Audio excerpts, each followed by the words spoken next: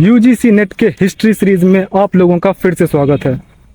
तो आज का टॉपिक है सल्तनत कालीन कला साहित्य एवं शब्दावली। तो पहला है, सल्तनत काल में स्थापत्य के क्षेत्र में किस संस्कृति का समन्वय अधिक दिखाई देता है? तो हिंदू और इस्लामिक।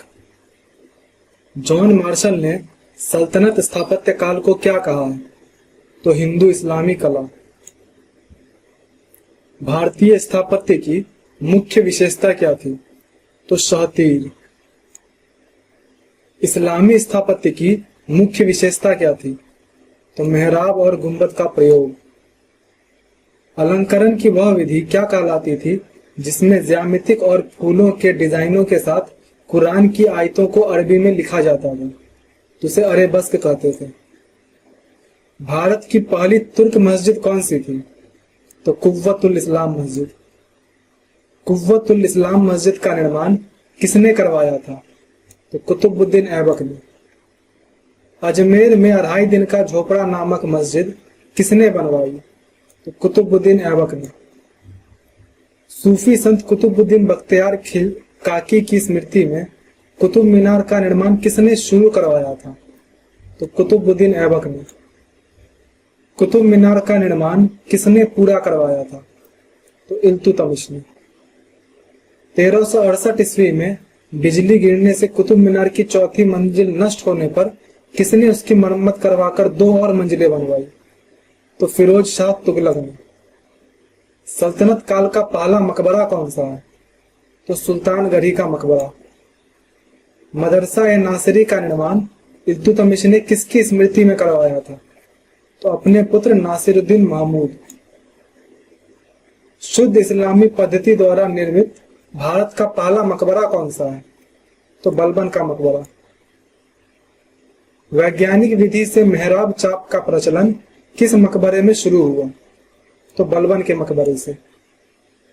किस शासक को मकबरा निर्माण शैली का जन्मदाता माना जाता है? तो इल्तुतमिश को। कुतुब मीनार का प्रवेश द्वार अलाई दरवाजा का निर्माण किसने करवाया था? तो अलाउद्दीन खिलजी ने। अलाई दरवाजा के गुंबद को भारत में सही वैज्ञानिक विधि से बना पहला गुंबद क्यों माना जाता है? क्योंकि यह भारत की पहली इमारत है जहां केवल इस्लामी पद्धतियों का प्रयोग हुआ। अलाउद्दीन खिलजी ने मंगोल आक्रमण से सुरक्षा के लिए किस किले का निर्माण करवाया था? तो सिरी फोर्ट का। बर्नी ने सिरी को क्या कहा है? तो शहर ए नौ। तुगलक स्थापत्य की महत्वपूर्ण विशेषता क्या थी? तो ढलवां दीवारें। गयासुद्दीन तुगलक ने तुगलकाबाद फोर्ट का निर्माण कहां करवाया था? तो दिल्ली में। मोहम्मद बिन तुगलक ने किस नगर का निर्माण करवाया था? तो जहांपनाह नगर का। दिल्ली में निर्मित पहला अष्टभुजाकार मकबरा कौन सा है? तो खाने जहां तेलंगानी का मकबरा।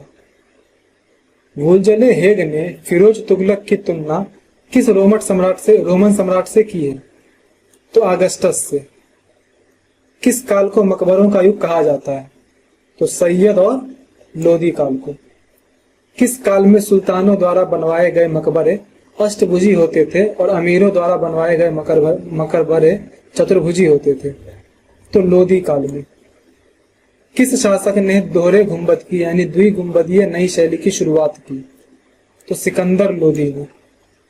सिकंदर लोदी के प्रधानमंत्री मियां भुआ ने दिल्ली में किस मस्जिद का निर्माण करवाया? तो मोठ मस्जिद का।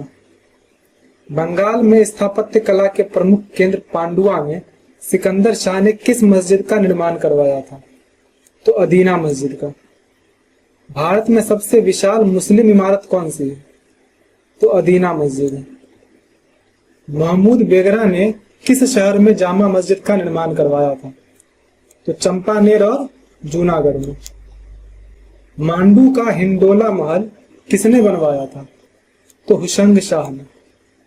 मांडू का किला किसने बनवाया था? तो हुशंग शाह ने। मांडू की सर्वश्रेष्ठ इमारत माने जाने वाली जहाज महल किसने बनवाया था? तो वो सुल्तान गयासुद्दीन ने बनवाया था। भारत में प्रथम पूर्णतः संगमरमर से बनी इमारत कौन सी है? तो हुशंग शाह का मकबरा। अपने प्रसिद्ध स्मारकों के कारण मांडू को क्या संज्ञा दी जाती है? तो आह्लाद प्रदायक नगर की संज्ञा। जौनपुर की मस्जिदों की मुख्य विशेषता क्या थी? तो चौकोर स्तंभ और छोटी दहलीज। रुकन ए आलम का मकबरा कहाँ स्थित है? तो मुल्तान में। गोलकुंडा के कुली कुतुब शाह ने किस विश्व प्रसिद्ध इमारत का निर्माण करवाया था? तो चार मीनार का। भारत का सबसे विशाल गुंबद कौन सा है? तो गोल गुंबज। सल्तनत कालीन चित्रकला के अवशेष कहां से प्राप्त होते हैं? तो मखदूम वली मस्जिद से। किस ग्रंथ से लघु चित्र प्राप्त होते हैं? तो नियामत नामा और मिफ्ताह उल फुजाला। किसने कहा था कि दिल्ली सल्तनत के काल में चित्रकला का अस्तित्व था? तो हरमन गोइट्स ने कहा था। सल्तनत कालीन चित्रकला की किस शैली ने मुगल चित्रकला का मार्ग प्रशस्त किया? तो चौर पंचाशिका, लौड़ा चंदा और लौड़ चंदा। इंडो पर्शियन शैली, उपरोक्त सभी होगा इसका। कौन से वाद्य यंत्र तुर्क अपने साथ लाए थे? तो रबाब और सारंगी। किसे सितार और तबले के निर्माण का श्रेय दिया जाता है? तो अमीर खुसरो को। सितार किन दो वाद्य यंत्रों के समन्वय का उदाहरण है? तो वीणा और ईरानी तंबूरा। किस शासक के दरबार में 1200 गायक थे? तो मोहम्मद बिन तुगलक।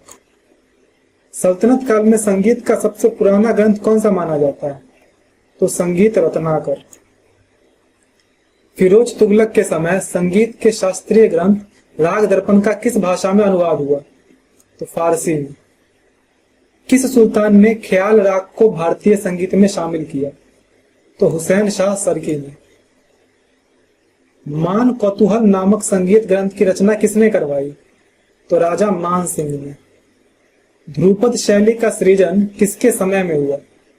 तो राजा मान सिंह के समय। भारत का सादी किसे कहा जाता है? तो अमीर हसन देहलवी को। गजल शब्द किस भाषा का है? तो अरबी का।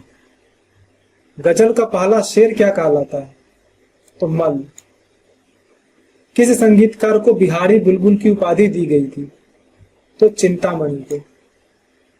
किस शासक ने चित्तौड़ में गंभीरी नदी पर पुल का निर्माण करवाया था?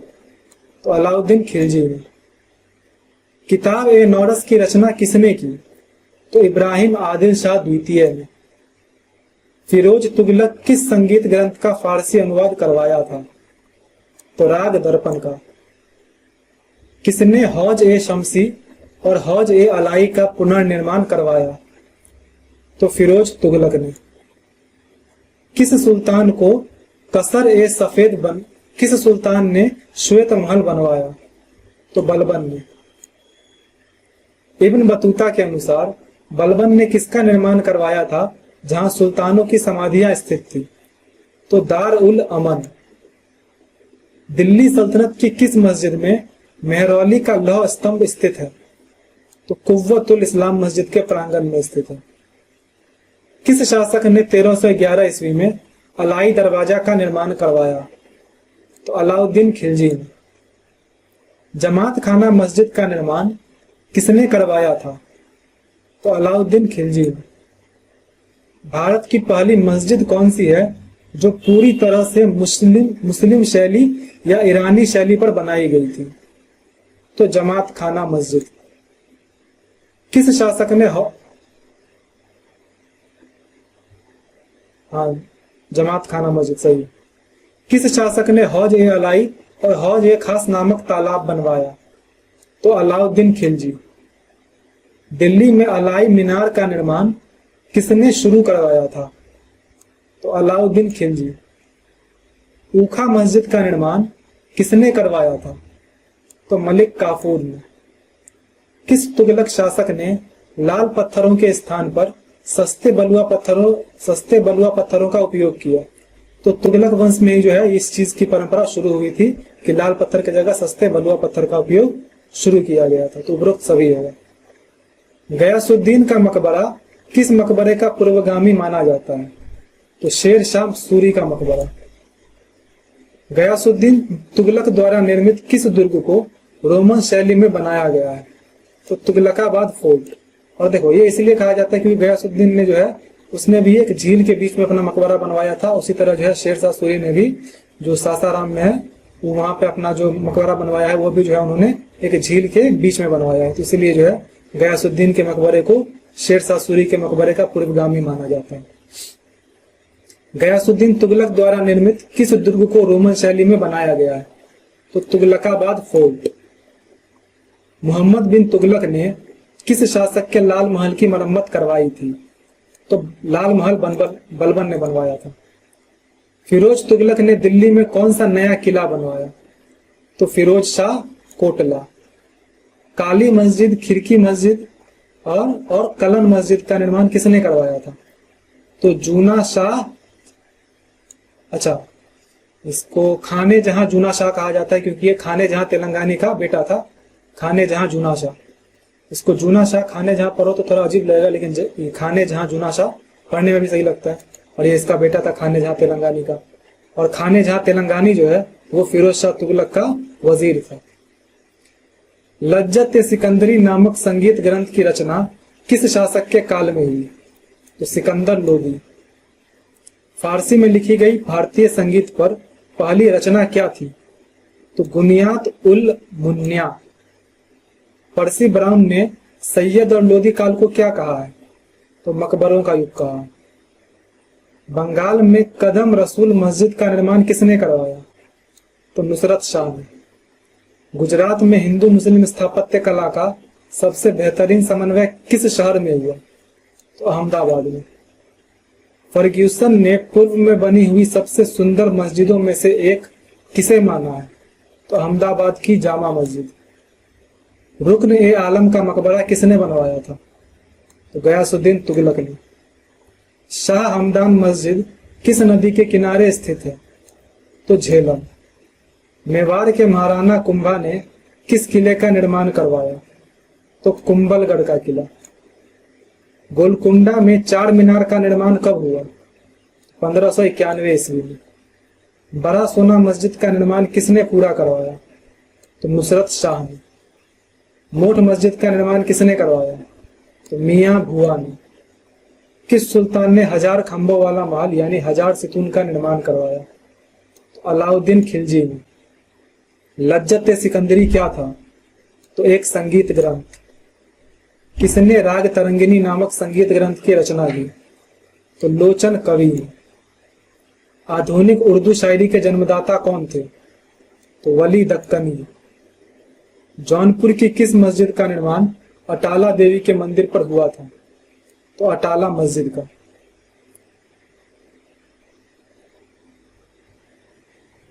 जहांगीर महल कहाँ स्थित है? तो ओरछा मध्य प्रदेश में। वैसे बुक में मैंने देखा था दतिया दिया गया था, लेकिन नेट पे मैंने चेक किया तो ओरछा ही दिया गया है दोनों जगह, तो इसलिए ओरछा ही देती। दक्कन में बहमनी सुल्तानों की शैली पर किसका प्रभाव था? तो फारसी वास्तुशिल्प का। निजामुद्दीन औलिया का मकबरा किसने बनवाया था? तो मोहम्मद बिन तुगलक ने। किस शासक ने बदायूं में जामा मस्जिद और शमसी ईदगाह का निर्माण करवाया था? तो इल्तुतमिश ने। फिरोज तुगलक की इमारतों में किस फूल को अलंकरण के रूप में उत्कीर्ण किया गया है? तो कमल को। इस तरह से पहला सेट कंप्लीट हुआ। अब इसका दूसरा आ जाएगा तुम्हारा साहित्य वाला। 1 मिनट शुरू में ले आते हैं इसको। तो ये है दिल्ली सल्तनत का साहित्य। फारसी साहित्य के विकास के लिए दिल्ली के सुल्तानों ने क्या प्रयास किए? तो राजकीय पुस्तकालयों की स्थापना। किस सुल्तान के समय मजदुद्दीन फिरोजाबादी ने कामूस नामक अरबी शब्दकोश की रचना की? तो फिरोज तुगलक के समय। अमीर खुसरो को किस सुल्तान ने राजकवि का पद दिया था? तो अलाउद्दीन खिलजी ने। किस लेखक ने तबकात ए नासिरी की रचना की? तो मिनहाज उस सिराज ने। फुतू उस सलातीन के लेखक कौन थे? तो मलिक इसामी। किताब उल हिंद को किस शताब्दी के भारत का दर्पण कहा जाता है? तो 11वीं शताब्दी का। चचनामा का मूल नाम क्या था? तो फतहनामा था। बाद में जो है मतलब ये फतहनामा नाम से पहले लिखा गया था, लेकिन किसने लिखा था इस बात का जानकारी नहीं था, और ये लिखा था शायद मोहम्मद बिन कासिम के किसी अज्ञात सैनिक ने। तो बाद में जब इसका अबू बकर अनुवाद करता है तो इसका नाम चचनामा रख देता है। ताज उल मासिर को दिल्ली सल्तनत का प्रथम राजकीय इतिहास माना जाता है। इसके लेखक कौन थे? तो हसन निजामी थे। किस इतिहासकार को प्रथम इतिहासकार माना जाता है? तो हसन निजामी को। तबकात ए नासिरी में कुल कितने अध्याय हैं? तो 23 अध्याय। तहकीक ए हिंद किस भाषा में लिखी गई थी? तो अरबी में। अमीर खुसरो को किस प्रसिद्ध सूफी संत का प्रिय शिष्य माना जाता है? तो निजामुद्दीन औलिया का। किरान उज सादेन नामक मसनवी किस सुल्तान के आदेश पर लिखी गई थी? तो कैकुबाद के आदेश पर लिखी गई थी, और लिखी किसने थी? तो अमीर खुसरो ने।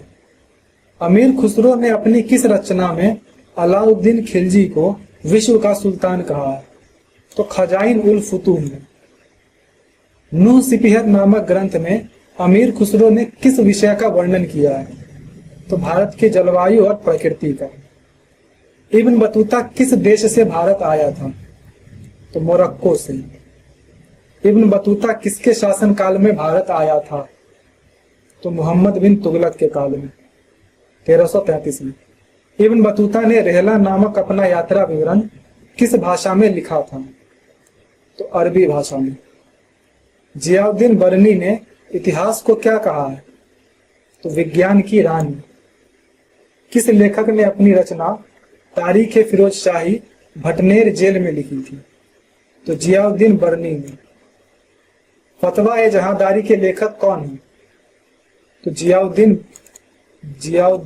बरनी। तारीख फिरोज शाही किसकी रचना है? तो शम्स सिराज अफीक ने भी लिखी है एक, और जियाउद्दीन बरनी ने भी एक लिखी है। तो दोनों ए और बी दोनों होगा। लेकिन तारीख फिरोज शाही जो शम्स सिराज अफीक ने लिखी है वो फिरोज शाह तुगलक के मृत्यु के बाद, जब तैमूर का आक्रमण हुआ था उस टाइम पे लिखा था, तो इसीलिए फिरोज शाह तुगलक के पूरे काल का वर्णन है। जबकि जियाउद्दीन बरनी ने जो तारीख फिरोज शाही लिखी है उसमें सिर्फ फिरोज शाह के 6ठे वर्ष तक का वर्णन है, क्योंकि इसने फिरोज शाह तुगलक ने बरनी को जेल में डाल दिया था, तो उसको वापस से प्रसन्न करने के लिए, इंप्रेस करने के लिए जो है उसने उसके ऊपर किताब लिखनी शुरू की थी। लेकिन उसमें और भी बहुत चीज लिखी गई थी। किस लेखक ने लिखा है कि एक स्त्री के लिए सबसे उत्तम स्थान पर्दा या कब्र है? तो मलिक इसामी ने लिखा है। मलफूजात ए तिमूरी किस भाषा में लिखी गई तैमूर लंग की आत्मकथा है? तो उसने तुर्की में लिखी थी। राज तरंगिनी के लेखक कौन है? तो कल्लण है। हमीर महाकाव्य के लेखक कौन है? तो नयन चंद्र सूरी। गीत गोविंद के लेखक कौन है? तो जयदेव। किस काल को हिंदी साहित्य का वीर गाथा काल कहा जाता है? तो आदि काल को। हिंदी साहित्य का प्रथम महाकाव्य किसे माना जाता है? तो पृथ्वीराज रासो को। चंदायन नामक हिंदी कविता किस भाषा में लिखी गई थी? तो अवधी में लिखी गई थी। मृगावती के लेखक कौन है? तो कुतबन है। बांग्ला साहित्य की प्रथम रचना क्या है? तो चरिय पद है। ज्ञानेश्वरी किस साहित्य की श्रेष्ठ रचना है? तो मराठी की है। अमुक्त माल्यात की रचना किस शासक ने की थी? तो कृष्णदेव राय ने। किताब उल यामिनी के लेखक कौन है? तो उतबी। किस लेखक ने ययाति चरितामु नामक ग्रंथ लिखा? तो कवि पोन्नगति तेल गणराय। भारत बहु होली रस किस भाषा की प्रथम रचना है? तो गुजराती की। उर्दू किस भाषा का शब्द है जिसका अर्थ है शाही खेमा या शिविर? तो तुर्की भाषा का शब्द है। किसे आधुनिक उर्दू गद्य का जन्मदाता माना जाता है? तो गेसु दराज को। किस मुगल बादशाह ने उर्दू को राजकीय संरक्षण दिया? तो मोहम्मद शाह रंगीला ने। किताब उल हिंद में किसका विस्तार से वर्णन किया गया है? तो तत्कालीन उत्तरी भारत की भौगोलिक, राजनीतिक और सामाजिक अवस्था का। तजकीरा किसे कहते थे? तो युद्ध के समय मुस्लिम सैनिकों को सुनाई जाने वाली कहानियां, जो कि वीरतापूर्ण वाली कहानियां रहती थी, ताकि सैनिकों में जोश आ सके, और साथ ही उसमें सूफी संतों की भी कहानियां थी। तो दोनों बी और सी दोनों होगा। किताब उल यामिनी में किस शासक के भारत पर आक्रमण का वर्णन है? तो महमूद गजनवी का। किस लेखक ने किताब उल हिंद की रचना गजनी में की? तो अल बरूनी ने। रेहला में किस सुल्तान की न्याय व्यवस्था और डाक व्यवस्था की जानकारी मिलती है? तो मोहम्मद बिन तुगलक की। अमीर खुसरो को तूतीय हिंद की उपाधि किसने दी? तो निजामुद्दीन औलिया ने। साथ ही उसको तुर्कल्लाह की भी उपाधि दी थी, तो वो भी अगर पूछ ले तो याद रखना। शाना ए मोहम्मदी में किसकी जीवनी लिखी है? तो पैगंबर मोहम्मद की। तारीख ए शाही के लेखक कौन है? तो अहमद यादगार। मखजान ए अफगाना के लेखक कौन है? तो नियामतुल्लाह। किस सुल्तान ने अपनी आत्मकथा फुतुहात ए फिरोज शाही लिखी? तो फिरोज शाह तुगलक ने। तारीख ए मुबारक शाही के लेखक कौन थे? तो याहिया बिन अहमद सरहिंदी। किताब उल हिंद को अरबी से अंग्रेजी में किसने अनुवादित किया? तो एडवर्ड सचाऊ ने। अल बिरूनी ने भारत में किस प्रथा के प्रचलन का वर्णन किया है? तो सती प्रथा का। तारीख ए हिंद को किस अन्य नाम से भी जाना जाता है? तो तारीख ए मासूमी। ताज उल मासिर मुख्य रूप से किस शासक के समय की घटनाओं का वर्णन करता है? तो कुतुबुद्दीन ऐबक का। हालांकि इसमें मोहम्मद गोरी का और इल्तुतमिश का भी थोड़ा थोड़ा वर्णन है, लेकिन मेनली कुतुबुद्दीन ऐबक का है। मिन्हास उज सिराज ने तबकात ए नासिरी की रचना किस सुल्तान के समय तक का इतिहास वर्णित करने के लिए की? तो नासिरुद्दीन महमूद। दिल्ली सल्तनत का पहला प्रमुख इतिहासकार कौन था जिसका जन्म भारत में हुआ? तो अमीर खुसरो। अमीर खुसरो के पिता का नाम क्या था? तो सैफुद्दीन महमूद। किस रचना में अलाउद्दीन खिलजी के अंतिम वर्षों में मलिक काफूर द्वारा सत्ता हस्तगत करने के षड्यंत्रों का उल्लेख है? तो आशिका में। इब्न बतूता को दिल्ली का काजी किस सुल्तान ने नियुक्त किया था? तो मोहम्मद बिन तुगलक ने। इब्न बतूता ने दिल्ली को क्या कहा है? तो संसार की सबसे बड़ी व्यापारिक मंडी। जियाउद्दीन बरनी का जन्म किस स्थान पर हुआ था? तो बुलंदशहर में। मसालिक अल अबसार की मसालिक अल अबसार फी ममालिक अल अमसार के लेखक कौन थे जिन्होंने भारत आए बिना ही इसका विवरण दिया? तो इसके लेखक थे शिहाबुद्दीन अल उमरी। मिताक्षरा के लेखक कौन थे? तो विज्ञानेश्वर। पृथ्वीराज रासो किस शैली में लिखी गई है? तो पिंगल शैली में। परमाल रासो को उत्तर प्रदेश में किस नाम से जाना जाता है? तो आल्हा खंड नाम से। पद्मावत किस भाषा में लिखी गई थी? तो अवधी भाषा में। किस सुल्तान ने महाभारत का प्रथम बंगाली अनुवाद काशी रामदास से कराया? तो सुल्तान नुसरत शाह ने। गुणराज खान की उपाधि किसे दी गई थी? तो मालाधर बासु को। विवेक सिंध की रचना किसने की? तो मुकुंद राज ने। अदब उल हर्ब के लेखक कौन है? तो फख्र ए मुदब्बिर। मिफ्ताह उल फुतूह में किस शासक के सैनिक अभियानों का वर्णन है? तो जलालुद्दीन खिलजी का। मिफ्ताह उल फुतूह के लेखक कौन है? तो अमीर खुसरो। जैनुल अखबार नामक ग्रंथ मुख्य रूप से किस देश का इतिहास है? तो ईरान का। इंशा ए महरू के लेखक कौन है? तो आइन उल मुल्क।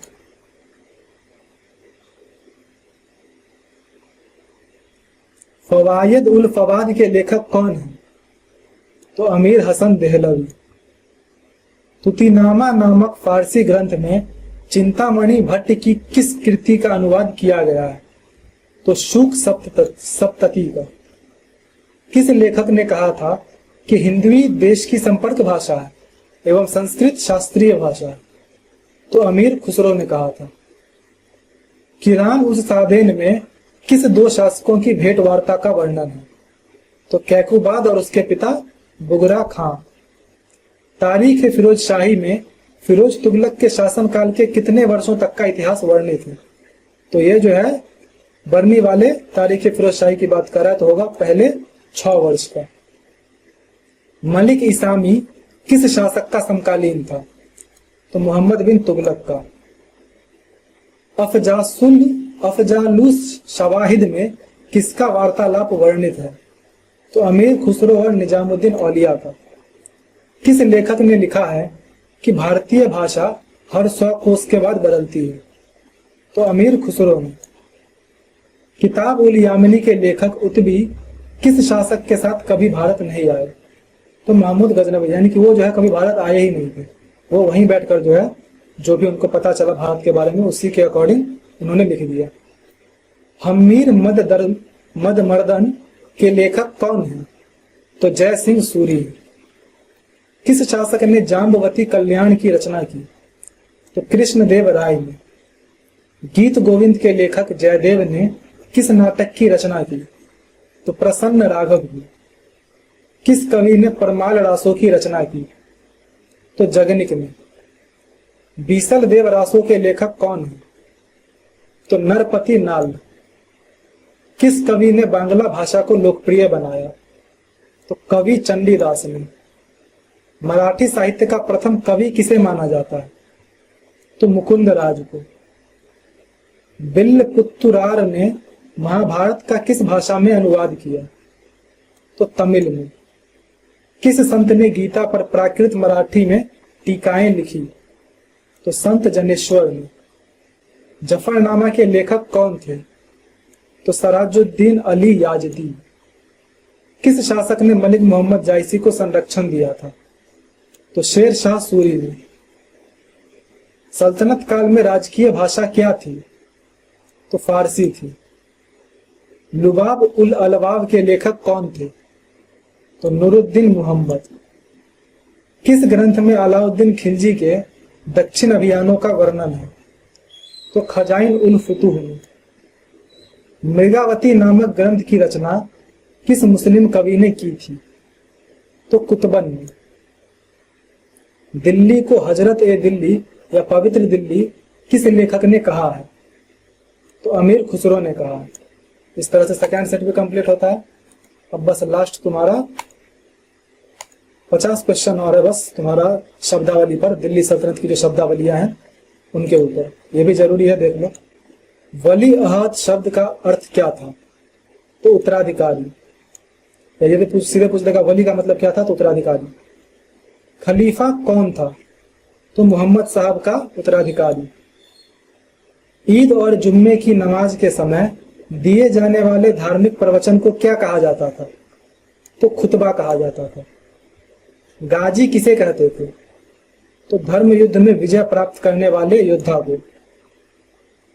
घुटने के बल बैठकर सुल्तान के सामने सिर झुकाना क्या कहलाता था? तो सिजदा कहलाता था। सुल्तान के पैर चूमने की प्रथा को क्या कहते थे? तो पायबोस कहते थे।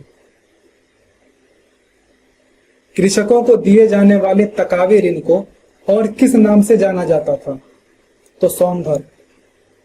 विजारत क्या था? तो मंत्री परिषद।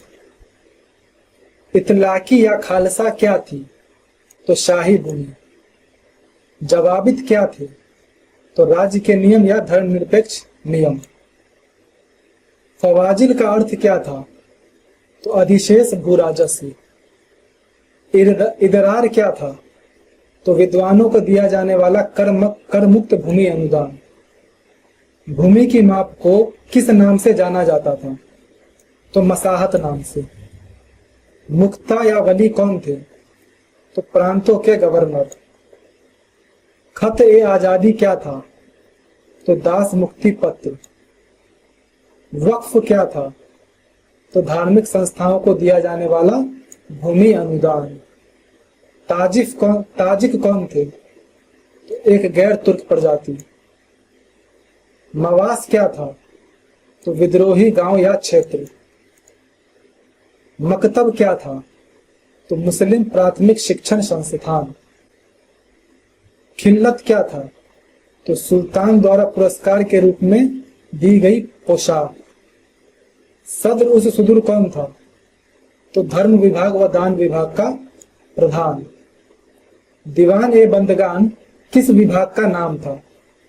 तो दास विभाग का। दारुल हर्ब का अर्थ क्या था? तो काफिरों का देश।